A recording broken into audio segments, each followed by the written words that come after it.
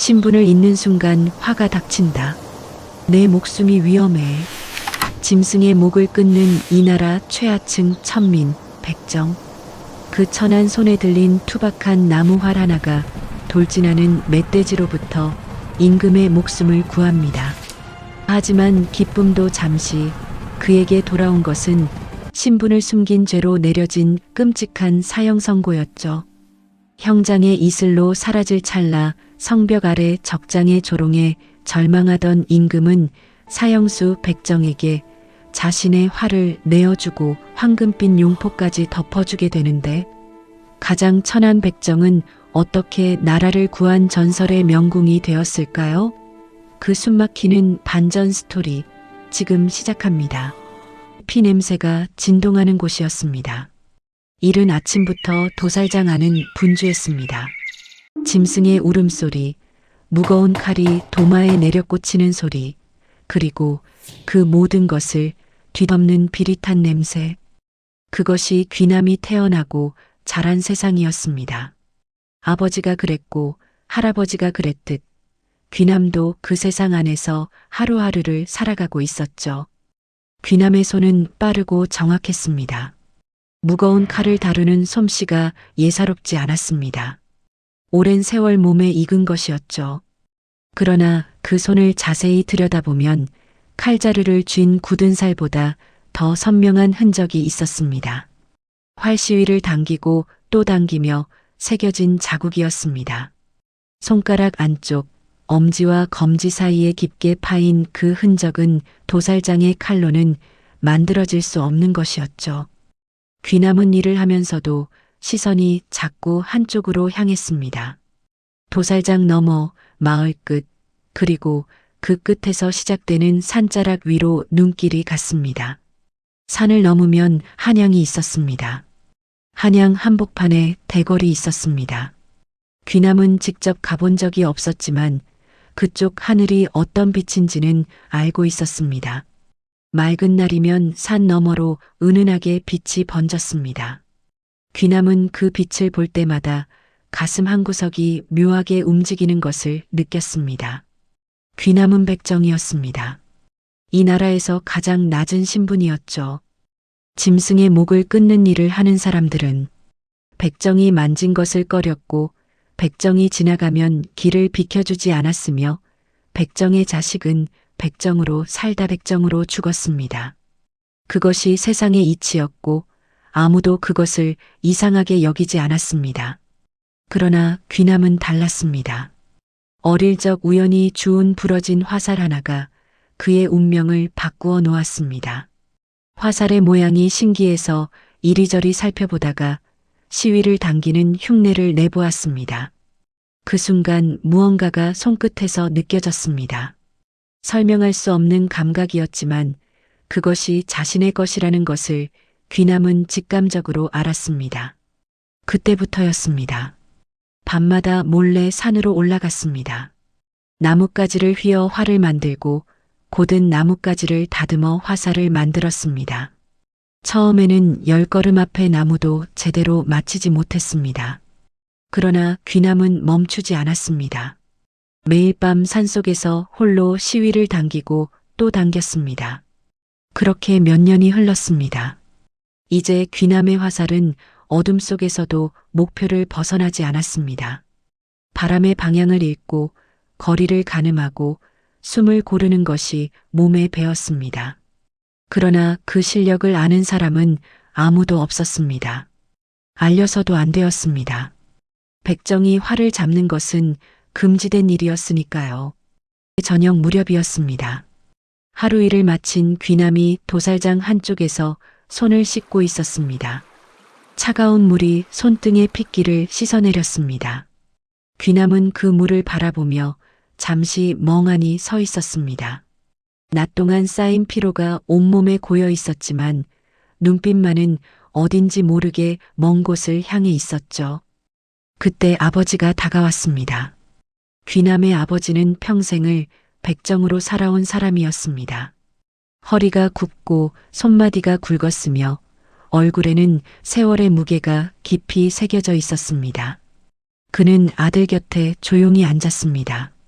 한동안 말이 없었죠.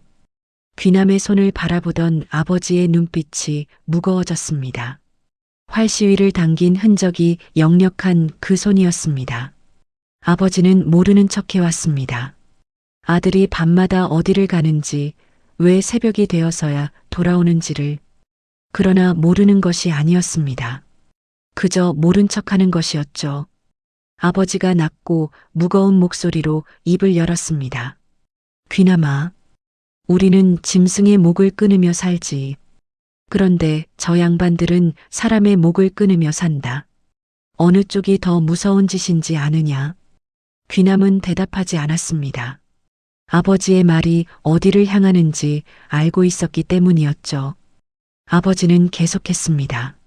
신분을 잇는 순간 화가 닥친다. 백정의 자식이 화를 잡는다는 것을 저 양반들이 알면 그냥 넘어가지 않아. 내 목숨이 위험해. 귀남은 손을 꼭 쥐었습니다. 아버지의 말이 틀리지 않다는 것을 알고 있었습니다. 이 나라에서 신분이란 태어날 때부터 정해진 것이었고 그것을 거스르는 자에게는 반드시 대가가 따랐습니다. 그러나 귀남의 가슴 속에는 꺼지지 않는 무언가가 있었습니다. 활을 잡는 순간만큼은, 시위를 당기고 화살이 허공을 가르는 그 순간만큼은 자신이 백정이라는 것이 느껴지지 않았습니다. 신분도 굳은 살 박인 손도 피 냄새도 없었습니다. 오직 바람과 거리와 목표만 있었죠. 그 순간이 귀남에게는 숨을 쉴 수 있는 유일한 시간이었습니다. 귀남은 아버지를 바라보았습니다. 그리고 아무 말도 하지 않았습니다. 대답을 피하는 것이 아니었습니다. 무슨 말을 해도 아버지의 걱정을 지울 수 없다는 것을 알았기 때문이었죠. 아버지도 더 이상 말을 잇지 않았습니다. 두 사람은 저녁 어스름 속에서 한동안 나란히 앉아 있었습니다. 그 침묵 속에 두 사람의 마음이 모두 담겨 있었습니다. 귀남의 하루는 둘로 나뉘어 있었습니다. 낮에는 도살장이었습니다. 무거운 칼을 들고 짐승을 다루는 일이었죠. 피냄새와 함께 시작해서 피냄새와 함께 끝나는 하루였습니다. 마을 사람들은 귀남을 볼 때마다 슬그머니 시선을 피했습니다. 백정이라는 것이 눈에 보이는 것처럼 사람들은 그를 대할 때 언제나 일정한 거리를 두었죠. 귀남은 그것에 익숙해진 지 오래였습니다. 상처가 없다면 거짓이었겠지만 그렇다고 매번 마음이 무너지지는 않았습니다. 그저 그것이 자신의 세상이라는 것을 알고 있었습니다. 낮 동안은 그 세상 안에서 묵묵히 살았습니다. 그러나 밤이 되면 달랐습니다. 마을이 잠든 시각, 귀남은 조용히 집을 나섰습니다. 뒷산으로 이어지는 좁은 길을 따라 올라가면 사람의 발길이 닿지 않는 조용한 공터가 있었습니다. 그곳이 귀남의 세상이었습니다. 낮의 세상과는 전혀 다른 곳이었죠. 나무활을 꺼냈습니다. 직접 만든 것이었습니다. 좋은 재료를 구할 수 없었기에 나뭇가지를 오래 말리고 다듬어서 만든 것이었죠. 제대로 된 활에 비하면 한참 모자란 것이었지만 귀남의 손에 들리면 그 활도 달라졌습니다. 시위를 당기는 손의 감각, 숨을 참는 타이밍, 화살을 놓는 순간의 집중.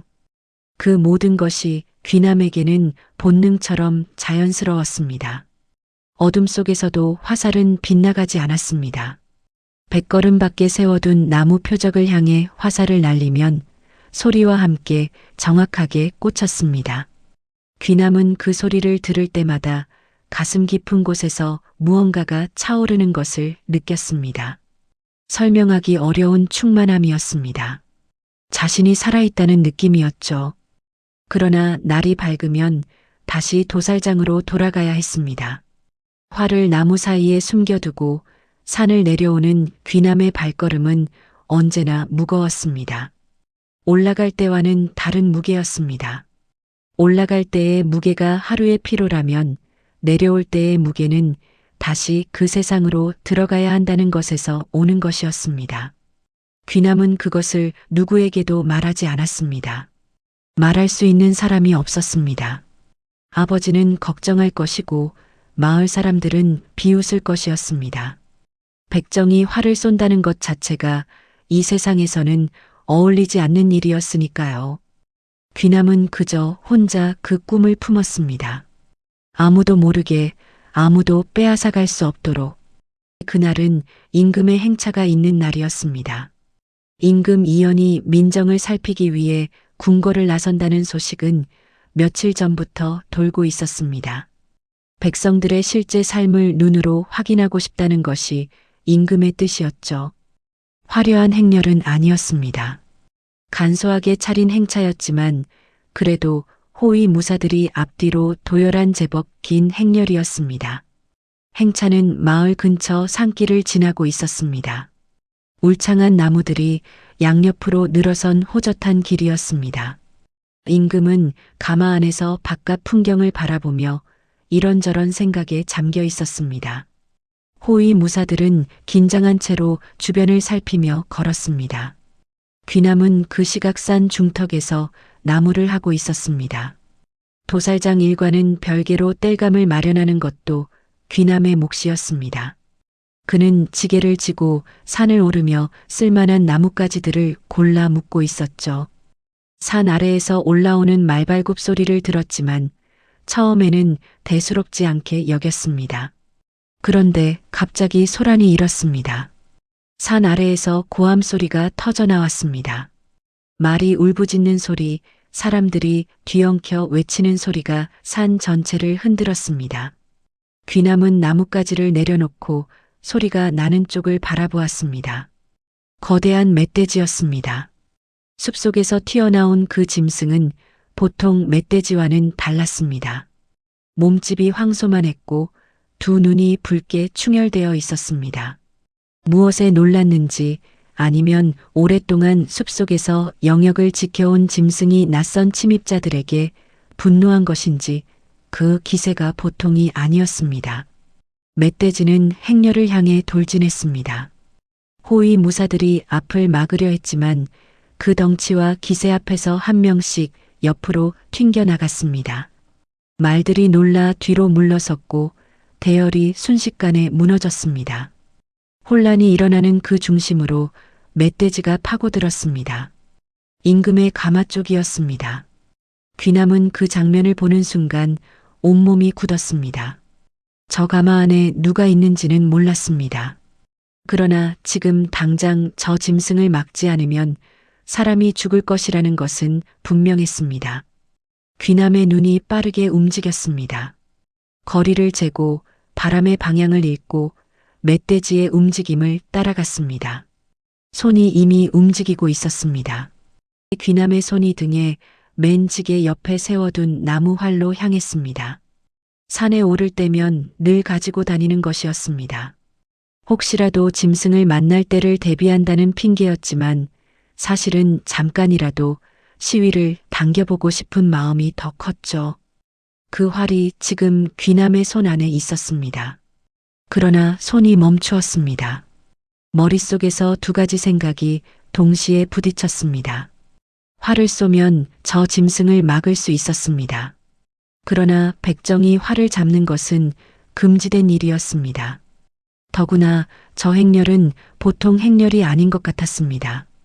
호위 무사들의 갑주가 예사롭지 않았고 가마의 생김새도 달랐습니다. 저 가마 안에 있는 사람이 누구인지를 귀남은 직감했습니다. 임금이었습니다. 며칠 전부터 돌던 행차 소식이 떠올랐습니다. 만약 그렇다면 이 상황은 더욱 간단하지 않았습니다. 백정이 활을 들어 임금 앞에 나선다는 것. 설령 임금을 구한다 해도 신분을 속인 죄로 목숨을 잃을 수 있었습니다.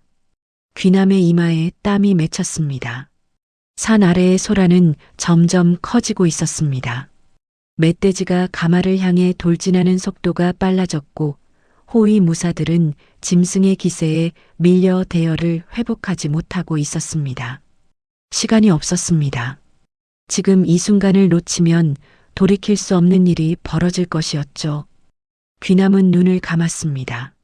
아버지의 목소리가 귀에 울렸습니다.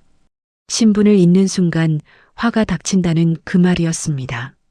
평생을 백정으로 살아온 아버지가 아들에게 남긴 가장 간절한 당부였습니다. 귀남은 그 말의 무게를 알고 있었습니다. 그러나 눈을 뜨는 순간 보이는 것이 있었습니다. 가마 주변에서 넘어진 무사 하나가 일어나지 못하고 있었습니다. 멧돼지의 돌진에 받쳐 쓰러진 것이었죠. 그리고 가마의 발이 기울어지고 있었습니다. 안에 있는 사람이 쏟아져 나올 것 같았습니다.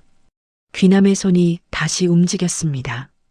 이번에는 멈추지 않았습니다. 활을 들었습니다. 나무 활이었습니다. 제대로 된 것과는 거리가 멀었지만 지금 이 순간 귀남의 손에 들린 것은 그것뿐이었습니다. 화살을 시위에 걸었습니다.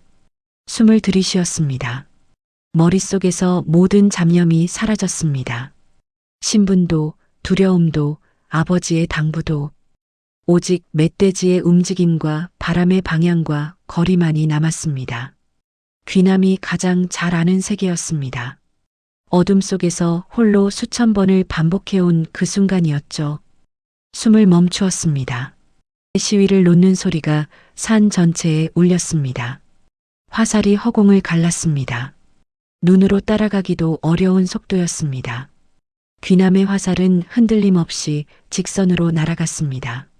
그리고 멧돼지의 미간에 정확히 꽂혔습니다. 거대한 짐승이 멈추었습니다. 앞으로 쏠리던 그 육중한 몸이 한순간에 힘을 잃었습니다. 네 다리가 흔들리더니 그대로 땅 위에 쓰러졌습니다. 가마까지는 불과 몇 걸음이 남지 않은 거리였습니다. 산 아래가 순간 정적에 잠겼습니다. 방금 무슨 일이 일어났는지를 파악하려는 듯 호위 무사들도 백성들도 모두 굳어 있었습니다. 그 정적 속에서 사람들의 시선이 화살이 날아온 방향으로 향했습니다. 산 중턱이었습니다. 나무들 사이에 사람의 형체가 보였습니다. 귀남이었습니다. 활을 든 채로 서 있었습니다. 시위를 놓은 직후의 자세 그대로였습니다. 그는 자신이 무엇을 했는지 알고 있었습니다. 그리고 이제 어떤 일이 벌어질지도 알고 있었죠. 귀남의 손에서 천천히 힘이 빠졌습니다. 발이 움직였습니다. 도망쳐야 했습니다.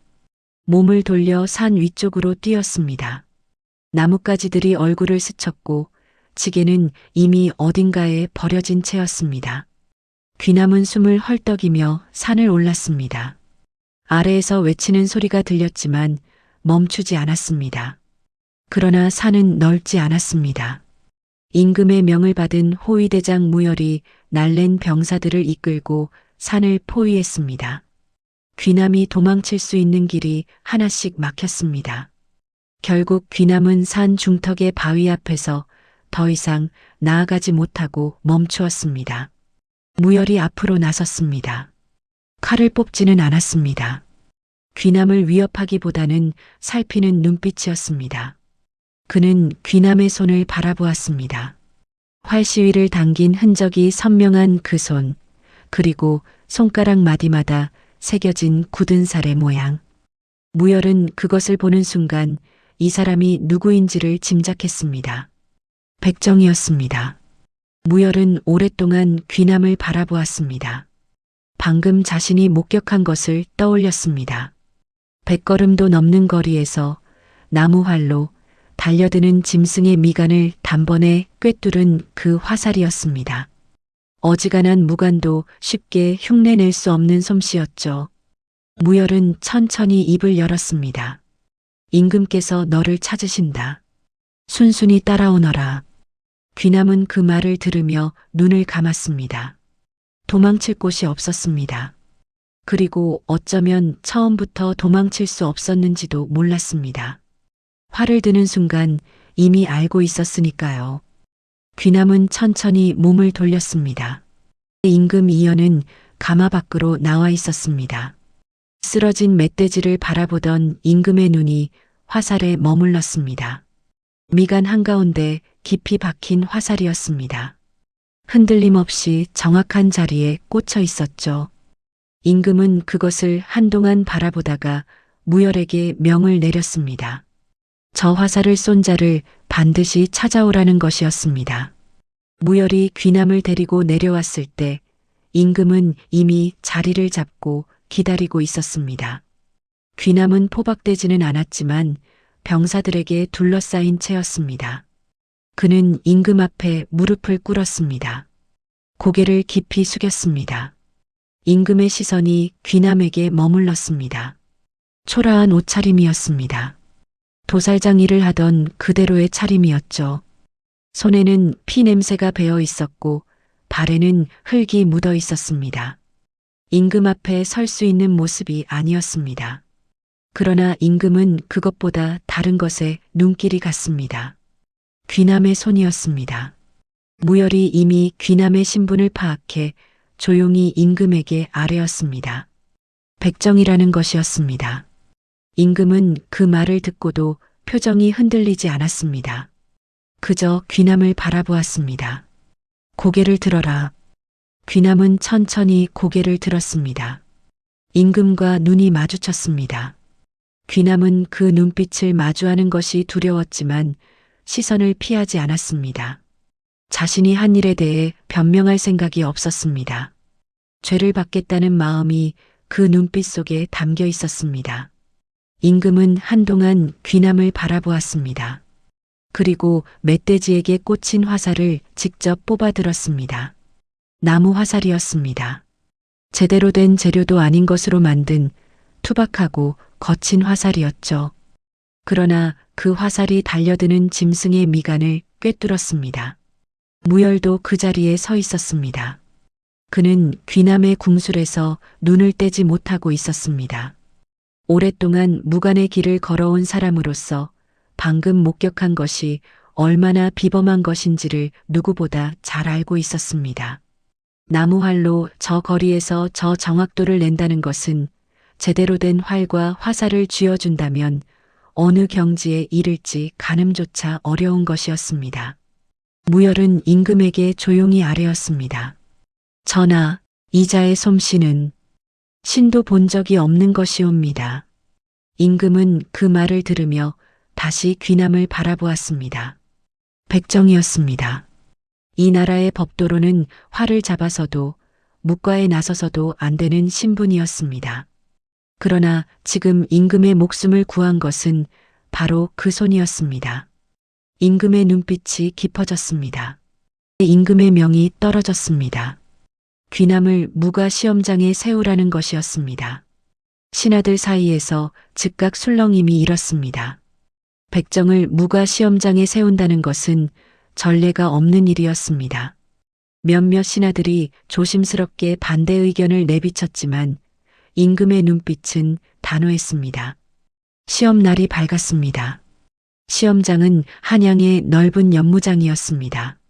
각 지방에서 올라온 양반 자제들이 저마다 화려한 차림으로 자리를 잡고 있었습니다.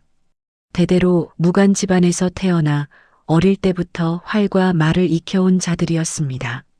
그들의 눈빛에는 자신감이 넘쳤죠. 그 자리에 귀남이 들어섰습니다. 여전히 변변치 않은 차림이었습니다. 제대로 된 무복도 없었고 손에 들린 활도 임시로 마련해 준 것이었습니다. 연무장 한쪽에 귀남이 서는 순간 주변의 분위기가 달라졌습니다. 수군거림이 번졌습니다. 양반 자제들이 노골적으로 불쾌함을 드러냈습니다. 저자가 백정이라는 것이 사실이오? 우리와 같은 자리에 세운다는 것이 말이 되오? 한 사람이 목소리를 높였습니다. 그 말에 여럿이 동조했습니다. 천한 신분과 어깨를 나란히 한다는 것이 자신들의 체면을 깎는 일이라는 것이었죠. 귀남은 그 말들을 들으며 고개를 숙이지 않았습니다. 시선을 정면으로 향한 채 자신의 자리에 섰습니다. 무시당하는 것이 처음이 아니었습니다. 평생을 그렇게 살아왔습니다. 그러나 오늘만큼은 달랐습니다. 활을 잡을 수 있는 자리에 서 있었습니다. 그것만으로도 충분했죠. 시험이 시작되었습니다. 양반 자제들이 차례로 활을 쏘았습니다. 대부분 관역을 마쳤습니다. 어릴 때부터 익혀온 솜씨들이었습니다. 구경하던 이들 사이에서 박수와 탄성이 오갔습니다. 그들은 여전히 귀남 쪽에는 눈길도 주지 않았습니다. 귀남의 차례가 되었습니다. 연무장이 조용해지기 시작했습니다. 구경꾼들이 무슨 일이 벌어지나 지켜보았습니다. 양반 자제들은 비웃음을 감추지 않았습니다. 저 초라한 자가 과연 무엇을 보여줄 수 있겠냐는 눈빛이었죠. 귀남은 화를 들었습니다. 그 순간 주변의 모든 것이 사라졌습니다. 비웃음도 수군거림도 자신을 향한 멸시의 시선도 오직 저 멀리 세워진 표정만이 보였습니다. 백걸음 밖이었습니다. 버들잎 하나가 표적 위에 달려 있었습니다. 숨을 들이쉬었습니다. 바람의 결이 느껴졌습니다. 오른쪽에서 왼쪽으로 아주 가볍게 흐르는 바람이었습니다. 귀남은 그것을 손끝으로 읽었습니다. 시위를 당겼습니다. 숨을 멈추었습니다. 화살이 날았습니다. 공기를 가르는 소리가 짧게 울렸습니다. 그리고 백걸음 밖에서 작은 소리가 들렸습니다. 버들잎이 화살에 꿰뚫려 땅으로 떨어지는 소리였습니다. 연무장이 정적에 잠겼습니다. 방금 무슨 일이 벌어진 것인지 확인하려는 듯 모든 시선이 표적 쪽으로 향했습니다. 버들잎이 없었습니다. 화살이 정확하게 그것을 꿰뚫고 지나간 것이었습니다. 구경하던 이들 사이에서 탄성이 터져 나왔습니다. 비웃음을 흘리던 양반 자제들의 얼굴이 굳어 있었습니다. 무열은 그 광경을 바라보며 입술을 굳게 다물었습니다. 예상했던 것이었지만 막상 눈앞에서 보니 또 달랐습니다. 저 실력이 나무활로 홀로 닦아온 것이라는 사실이 더욱 놀라웠죠. 귀남은 화를 내리고 그 자리에 섰습니다. 표정이 없었습니다. 탄성에도 정적에도 흔들리지 않았습니다. 그저 자신이 늘 해온 것을 했을 뿐이었습니다. 귀남의 소식은 빠르게 퍼졌습니다. 무가 시험에서 백걸음 밖에 버들잎을 꿰뚫었다는 이야기가 한양 안에 돌기 시작했습니다. 백정 출신이라는 것도 함께 퍼졌죠. 사람들의 반응은 둘로 나뉘었습니다. 놀랍다는 이들이 있었고 있을 수 없는 일이라며 불쾌해하는 이들이 있었습니다. 후자 쪽의 목소리가 더 컸습니다. 병조판서 최대감이었습니다. 이 나라의 군사를 총괄하는 자리에 있는 그였습니다. 오랫동안 군의 인사권을 쥐고 흔들어온 사람이었죠. 귀남이 무가 시험에서 두각을 나타낸다는 소식을 들은 그날부터 최 대감의 얼굴에는 불쾌한 기색이 역력했습니다. 백정이 군에 들어온다는 것이 문제가 아니었습니다. 임금이 신분에 관계없이 실력으로 무관을 뽑겠다는 뜻을 내비치기 시작했다는 것이 문제였습니다. 그것이 현실이 된다면 자신이 오랫동안 지켜온 것들이 흔들릴 수 있었습니다. 좋은 집안의 자제들을 요직에 앉히고 그들과의 관계 속에서 권세를 유지해온 방식이었죠. 최대감은 조용히 움직이기 시작했습니다. 귀남의 과거를 파헤쳤습니다. 어렵지 않았습니다. 귀남이 백정이라는 것은 이미 알려진 사실이었고 묵과에 응시하기 위해서는 신분을 숨겼다는 것도 금방 드러났습니다. 최대감은 그것을 무기로 삼았습니다. 임금 앞에서 최대감이 목소리를 높였습니다. 귀남이 백정 신분을 숨기고 묵과에 응시한 것은 나라의 법도를 어긴 것이라는 주장이었습니다. 더 나아가 임금을 기망한 것이나 다름없으니 역적으로 다스려야 한다는 말까지 나왔습니다. 최대감의 무리들이 일제히 그 말에 힘을 보탰습니다. 조정 안의 분위기가 순식간에 뒤집혔습니다. 며칠 전까지 귀남의 솜씨에 탄성을 보내던 자들 중에서도 최대감의 눈치를 보며 슬그머니 말을 바꾸는 이들이 나왔습니다. 귀남을 두둔하는 것이 자신에게 불이익이 될 수 있다는 계산이었죠. 임금은 그 모든 것을 듣고 있었습니다. 표정을 드러내지 않았습니다. 그러나 최대감의 말이 끝난 뒤 임금은 오랫동안 말이 없었습니다. 그 침묵이 어느 쪽을 향한 것인지 그 자리에 있는 누구도 쉽게 읽어내지 못했습니다. 결국 귀남은 옥에 갇혔습니다. 최 대감의 주장을 완전히 무시할 수 없었던 것이었습니다. 임금이 귀남을 완전히 버린 것인지 아니면 시간을 버는 것인지는 알 수 없었습니다. 귀남은 아무런 저항 없이 포박을 받았습니다. 이미 각오하고 있었던 것처럼 그는 조용히 옥으로 들어갔습니다. 옥 안은 차가웠습니다. 늦가을의 냉기가 돌담을 타고 스며들었습니다. 귀남은 집 위에 앉아 두 손을 내려다보았습니다. 활시위를 당긴 흔적이 새겨진 손이었습니다. 지금 이 손이 쇠사슬에 묶여 있었습니다. 그 시각 바깥에서는 더 큰 소란이 벌어지고 있었습니다. 최 대감의 무리들이 임금을 압박하고 있었습니다. 귀남을 처형하라는 것이었습니다. 백정의 피를 가진 자가 무관의 자리에 오르는 것을 허락한다면 이 나라의 기강이 무너질 것이라는 주장이었죠. 신분의 질서를 지키는 것이 나라를 지키는 것이라는 말도 덧붙였습니다. 목소리는 하나가 아니었습니다. 대신들이 줄줄이 상소를 올렸습니다. 천한 피가 섞인 군대는 결코 강할 수 없다는 것이었습니다. 사기도 충성심도 전통도 모두 무너질 것이라는 논리였죠. 그 말들이 쌓이고 쌓여 임금을 향해 무거운 압박이 되었습니다. 귀남의 아버지도 고초를 겪었습니다. 아들이 옥에 갇혔다는 소식을 들은 아버지는 한양으로 올라왔습니다. 그러나 관가 앞에서 발이 묶였습니다. 백정이 함부로 관가를 드나들 수 없다는 이유였습니다. 아버지는 관가 앞 길바닥에 엎드려 아들을 살려달라고 빌었습니다. 지나가는 사람들이 힐끗 바라보다가 외면했습니다. 그 소식이 옥 안의 귀남에게도 전해졌습니다. 귀남은 그 말을 듣는 순간 눈을 감았습니다. 아버지가 길바닥에 엎드려 있다는 것이 가슴에 돌처럼 내려앉았습니다. 평생 신분을 잊지 말라고 당부하던 아버지였습니다. 그 아버지가 아들 때문에 길바닥에서 무릎을 꿇고 있었습니다. 귀남의 손이 떨렸습니다. 조정에서는 목소리가 더욱 거세지고 있었습니다. 처형하지 않으면 이 나라의 기강이 서지 않는다는 말이 매일 임금의 귀에 쏟아졌습니다. 임금은 그 말들을 듣고 또 들었습니다. 결정을 미루고 있었지만 시간은 귀남의 편이 아니었습니다. 처형 날짜가 잡혔습니다. 그 소식이 옥 안으로 들어왔을 때 귀남은 아무 말도 하지 않았습니다. 집 위에 앉아 먼 곳을 바라보았습니다. 억울하지 않다면 거짓이었겠지만 그렇다고 살려달라고 빌 생각도 없었습니다.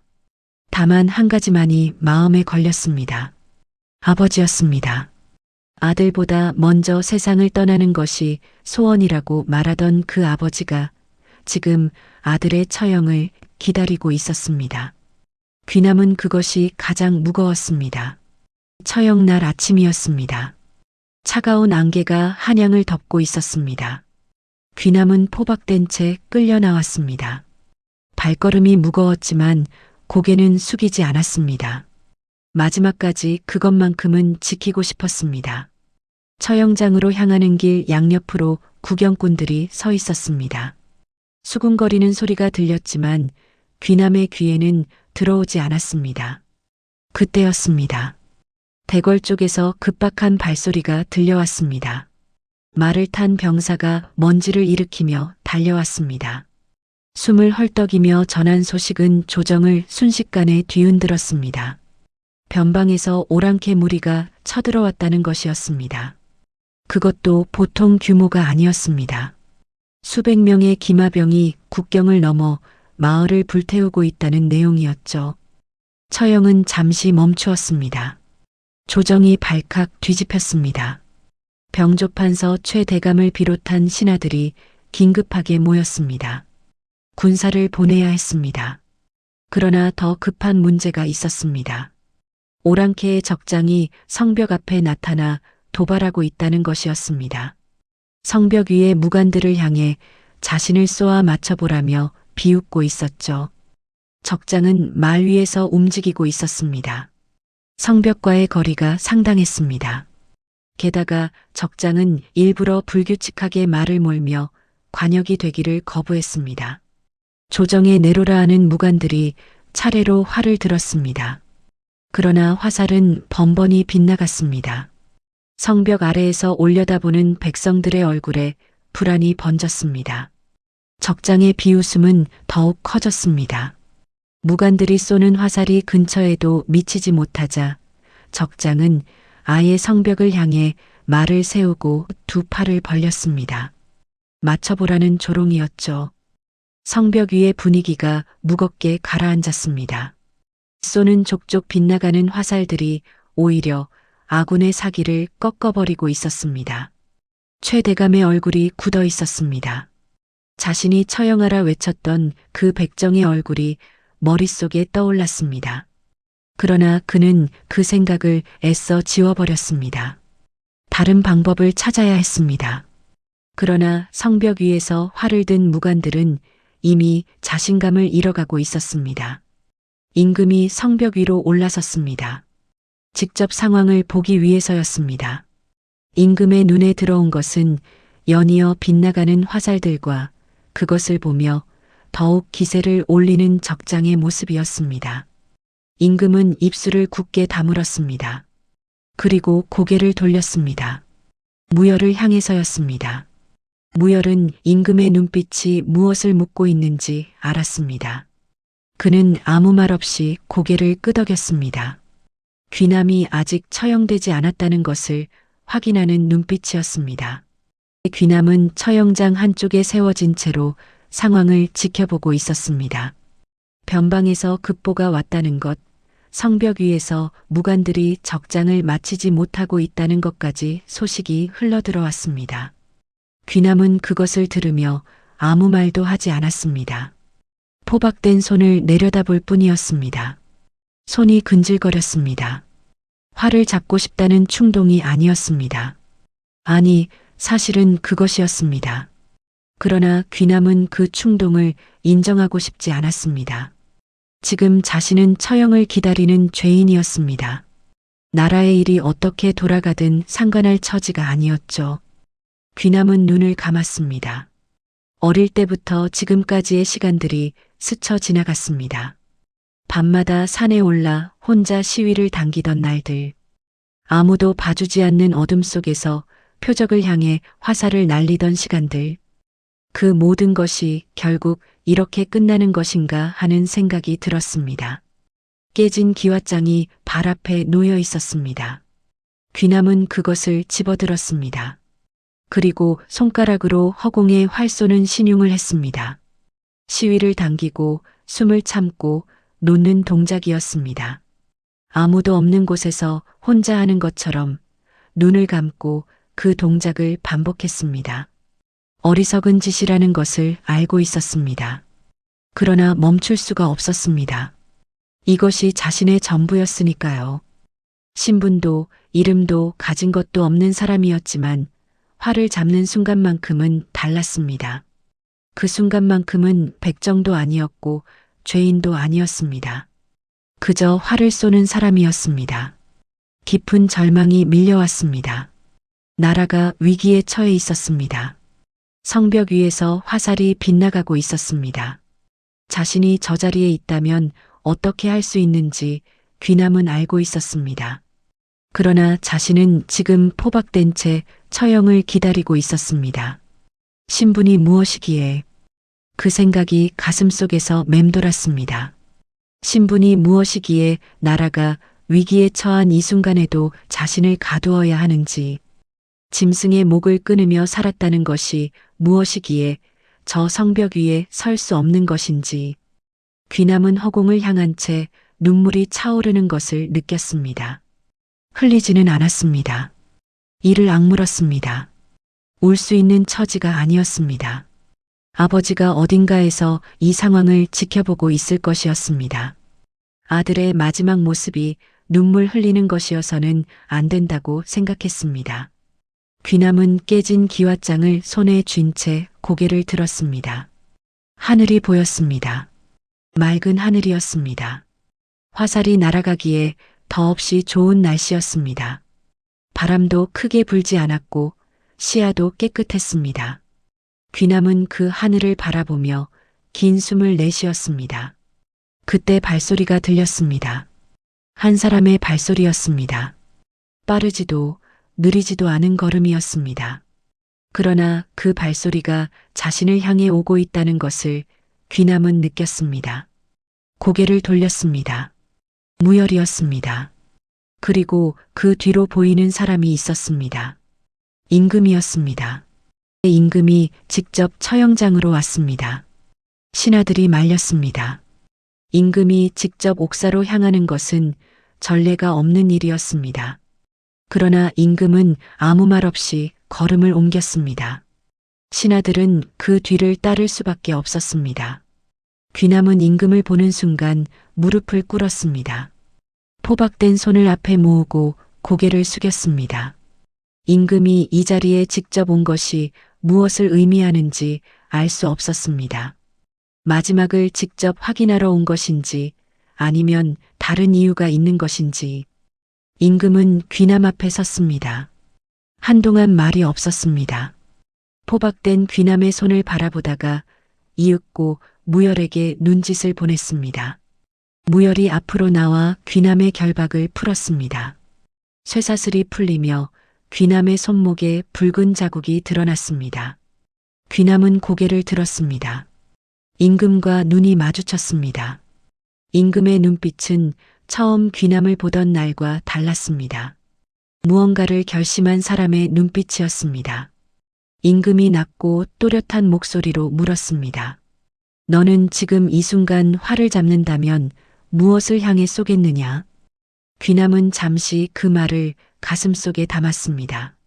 성벽 위의 상황을 이미 들어 알고 있었습니다. 적장이 도발하고 있다는 것도, 무관들의 화살이 빗나가고 있다는 것도, 임금이 이 자리에 온 이유를 귀남은 그제야 알았습니다. 귀남은 천천히 입을 열었습니다. 신은 백성이 살아가는 이 땅을 지키는 화살을 쏘겠습니다. 짧은 대답이었습니다. 그러나 그 안에는 긴 말이 담겨 있었습니다. 임금을 위해서도 아니고 자신의 신분을 증명하기 위해서도 아니었습니다. 이 땅 위에서 살아가는 사람들을 위한 것이라는 말이었죠. 임금은 그 대답을 듣고 잠시 눈을 감았습니다. 신하들이 술렁였습니다. 최대감의 얼굴이 굳었습니다. 임금이 이 자리에 온 것이 귀남을 풀어주기 위한 것임을 눈치챈 것이었죠. 그는 앞으로 나서려 했습니다. 그러나 임금이 먼저 입을 열었습니다. 무열, 어궁을 가져오너라. 어궁이었습니다. 임금이 직접 사용하는 활이었습니다. 이 나라에서 가장 좋은 재료로 만들어진 것이었죠. 그것을 귀남에게 내리겠다는 것이었습니다. 신하들 사이에서 탄식과 술렁임이 동시에 터져나왔습니다. 최대감이 목소리를 높이려 했습니다. 임금이 그를 향해 시선을 돌렸습니다. 말없이 바라보는 눈빛이었습니다. 그러나 그 눈빛 앞에서 최대감은 입을 열지 못했습니다. 오랫동안 임금 곁에 있어온 사람이었지만 지금 이 눈빛만큼은 처음 보는 것이었습니다. 무열이 어궁을 가져왔습니다. 임금은 그것을 직접 들어 귀남에게 내밀었습니다. 귀남은 두 손을 내밀었습니다. 결박의 흔적이 남은 손이었습니다. 도살장에 굳은 살이 새겨진 손이었습니다. 그 손이 임금의 활을 받아들었습니다. 귀남은 어궁을 두 손으로 감싸 쥐었습니다. 처음 잡아보는 활이었습니다. 나무 활과는 비교할 수 없는 무게와 탄성이 손바닥에 전해졌습니다. 귀남의 눈빛이 달라졌습니다. 두려움도 망설임도 없었습니다. 오직 한 가지만이 그 눈빛 안에 있었습니다. 해야 할 일이 있다는 것이었습니다. 성벽 위는 무거운 침묵이 감돌고 있었습니다. 무관들은 이미 여러 차례 활을 쏘아보았지만 번번이 빗나갔습니다. 적장은 여전히 성벽 앞에서 말을 달리며 조롱을 멈추지 않았습니다. 성벽 아래에 모여든 백성들의 얼굴에는 불안이 깊게 드리워져 있었죠. 아군의 화살이 닿지 않는다는 것이 알려지면서 적들의 기세는 더욱 올라가고 있었습니다. 귀남이 성벽 위로 올라섰습니다. 임금이 그 뒤를 따랐습니다.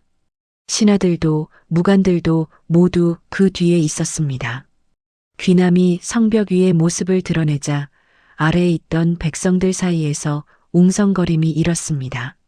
초라한 차림의 낯선 사내가 임금의 활을 들고 나타난 것이었죠. 적장이 그 모습을 보았습니다. 성벽 위로 나타난 것이 화려한 갑주의 무관이 아니라 허름한 차림의 사내라는 것을 보고 비웃음을 터뜨렸습니다. 적장은 말을 세우고 양팔을 벌렸습니다. 아까보다 더 노골적인 조롱이었습니다. 이번에도 맞춰보라는 것이었죠. 귀남은 그 모습을 내려다보았습니다. 거리를 재었습니다. 멀었습니다. 보통의 활로는 닿기 어려운 거리였습니다.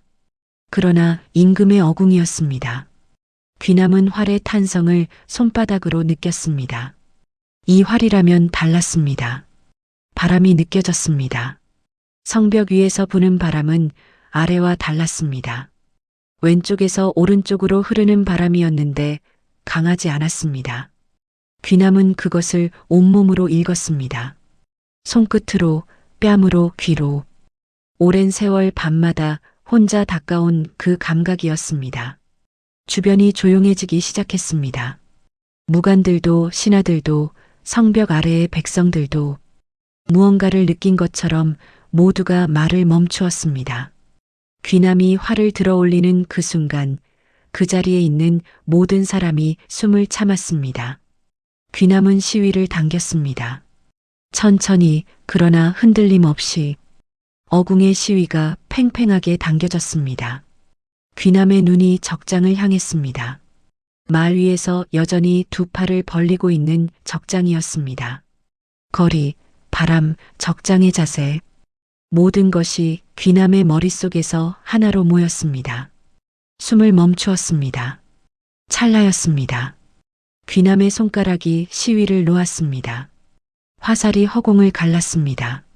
성벽 위에서 성벽 아래로 긴 호를 그리며 날아가는 화살이었습니다. 눈으로 따라가기 어려운 속도였습니다. 그러나 그 방향만큼은 누가 보아도 알 수 있었습니다. 흔들림 없이 곱고 정확했습니다. 적장의 투구 정중앙이었습니다. 쨍 하는 소리가 멀리서 들렸습니다. 적장이 말 위에서 휘청였습니다. 투구가 옆으로 크게 쏠리며 땅에 떨어졌습니다. 투구를 꿰뚫은 화살이 그 안에 박힌 채였습니다. 적장은 말에서 내려 뒤로 물러났습니다. 다치지는 않았지만 그것으로 충분했습니다. 성벽 아래에서 함성이 터졌습니다. 처음에는 한두 명이었습니다. 그러나 순식간에 번졌습니다. 백성들이 일제히 소리를 질렀습니다. 무관들도 병사들도 함성에 섞였습니다. 적진에서는 반대로 술렁임이 퍼졌습니다. 저 거리에서 투구를 꿰뚫는 화살이 날아왔다는 것이 적들의 기세를 단번에 꺾어버렸죠. 임금은 귀남의 옆에 서서 그 광경을 바라보았습니다. 함성이 성벽을 흔드는 그 순간 임금은 천천히 자신의 용포를 벗었습니다. 신하들이 깜짝 놀랐습니다.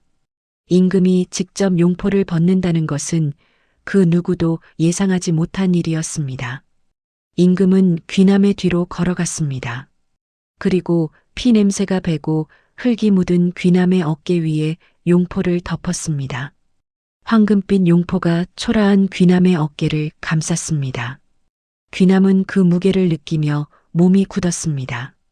임금이 성벽 위에 있는 모든 이들을 향해 목소리를 높였습니다.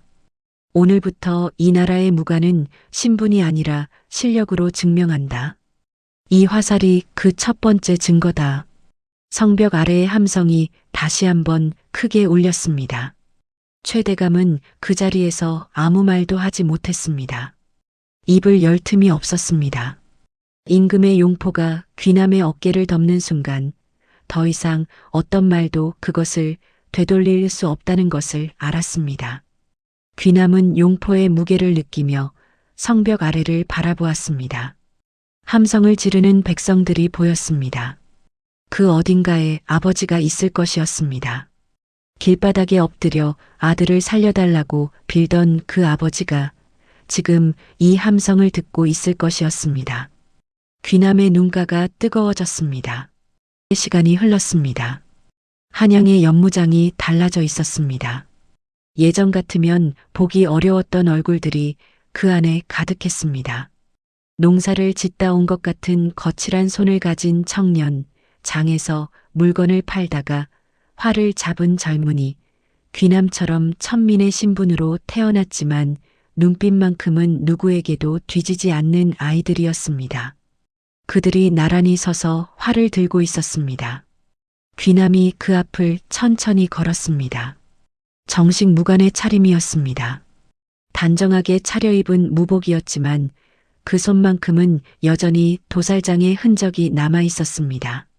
활시위를 당긴 굳은 살, 오랜 세월이 새긴 그 흔적은 지워지지 않았습니다. 귀남은 그것을 부끄러워하지 않았습니다. 오히려 그것이 자신의 전부라는 것을 알고 있었죠. 귀남이 허리에 찬 것은 무관의 보검이었습니다. 임금이 내린 것이었습니다. 도살장에서 무거운 칼을 들던 그 손이 이제는 이 검을 잡고 있었습니다. 손의 모양은 달라지지 않았지만 그 손이 쥔 것은 달라졌습니다. 연무장 한쪽에서 아버지가 바라보고 있었습니다. 굽은 허리에 지팡이를 짚은 채 아들이 서 있는 연무장을 바라보았습니다. 아버지의 눈빛은 복잡했습니다. 아들에게 신분을 잊지 말라고 당부하던 사람이었습니다. 그 말이 틀렸던 것인지 아니면 세상이 달라진 것인지 아버지는 아직 다 이해하지 못했습니다. 그러나 한 가지는 알고 있었습니다. 아들이 살아있다는 것이었습니다. 그리고 저 연무장에 서 있다는 것이었습니다.